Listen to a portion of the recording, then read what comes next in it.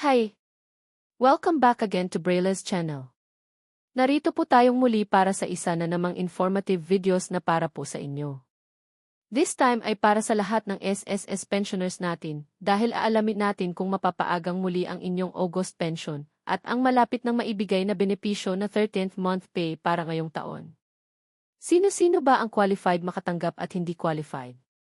Maging ang AKOP compliance at iba pa.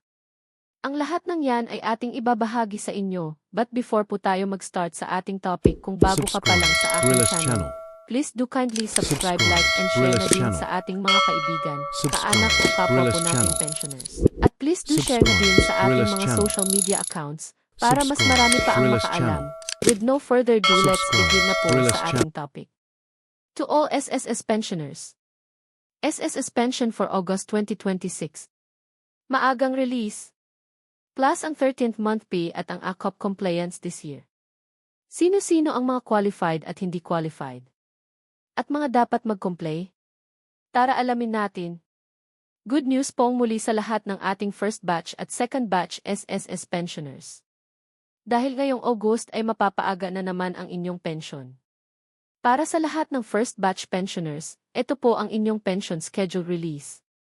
Kung maalaala po natin ang Circular Number 2020-024, kung saan makikita natin kung kailan mai-credit ang ating pension base sa ating contingency.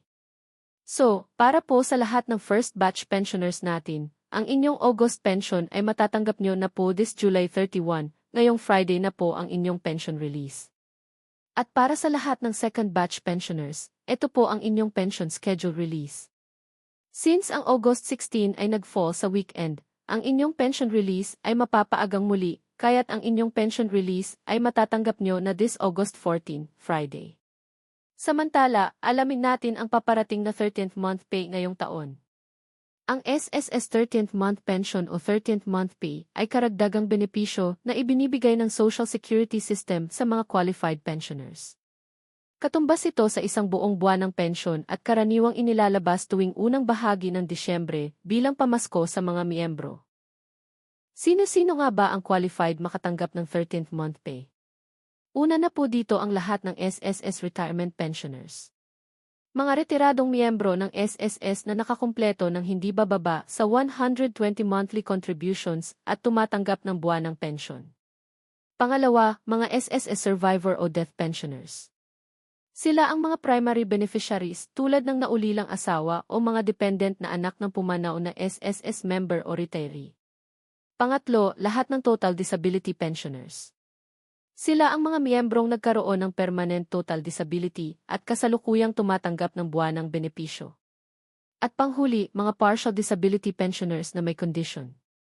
Sila ay qualified lamang kung ang duration o tagal ng kanilang natitirang pension ay hindi bababa sa 12 months. Sino naman ang hindi dapat makatanggap ng 13th month pay? Una na po dito ang mga tumanggap ng lump sum receivers. O mga miyembrong nag-retire o nag-file ng claim pero isang bagsak ang halaga o lump sum lamang ang natanggap dahil hindi nakaabot sa kinakailangang 120 monthly contributions. At ang mga suspended o suspended AKOP pensioners, sila ang mga pensioner na pansamantalang pumatak sa suspended status ang pension dahil hindi nakapag-comply sa Annual Confirmation of Pensioners Program sa tamang oras.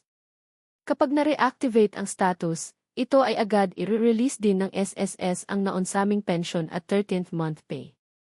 Maging ang may partial disability pensioners na mababa sa 12 months, ang mga may buwanang partial disability pension na mas maikli sa isang taon ang kabuuang duration. At iba pang other cases na makikita ng SSS after the verification process. SSS AKOP compliance ngayong taon. Sino-sino ba ang dapat mag-comply ng AKOP? Kung kayo po ay isang retirement pensioners na nasa Pilipinas at 80 years old pataas. Oo, taon-taon tuwing birth month ang inyong compliance. Kung kayo naman ay isang retirement pensioners na nasa Pilipinas, below 80 years old, hindi pa kayo kailangang mag-comply ng AKOP, exempted po kayo. Ang lahat ng retirement pensioners na nakatira sa ibang bansa or abroad, lahat po kayo ay required na mag-comply ng AKOP. Kasama rin dito ang lahat ng survivor pensioners, disability pensioners at dependent pensioners, kayo po ay required mag-comply ng inyong AKOP tuwing sa buwan ng kaarawan ng pensioners. Paraan ng pag-comply. Marami po tayong paraan ng pag-comply. Una na rito ang pag-comply through facial authentication. Para sa mga may PhilSys o National ID na nakalink sa kanilang SSS account, pwedeng mag-comply direct sa may SSS member portal gamit ang online facial verification. Pangalawa, pwede rin naman through email submission. Mag-email ng scanned copy ng accomplished ACOP form, 1 primary ID o 2 secondary IDs, at chest-level photo na maihawak na pinakabagong pahayagan or newspaper showing current date o katabi ang TB na may live news sticker. Pangatlo ay through video conference para sa overseas o OFW pensioners. Mag-set ng appointment sa SSS sa pamamagitan ng pag-email sa ofw.relations@sss.gov.ph para sa MS Teams video interview. Or panghuli through walk-in sa any nearest SSS branch. Dalhin ang accomplished ACOP form at valid IDs sa pinakamalapit na SSS branch. Pwede ring pumunta ang isang authorized representative kung hindi na kayang lumabas ng pensioner. Tandaan! Kung sakaling wala po tayong natanggap na buwan ng pensyon ay agad po natin itong i-report sa SSS Hotline 1455 para malaman po natin kung ano ang naging problema at madali na po natin itong magawa ng solusyon. That's it! Sana ay nakatulong po ito at nakapagbigay linaw po sa lahat ng ating mga SSS pensioners. Manatili po kayong nakatutok sa aking channel para sa mga legit at tamang impormasyon hindi lamang sa ating mga senior citizens, maging ang lahat ng ating kababayan.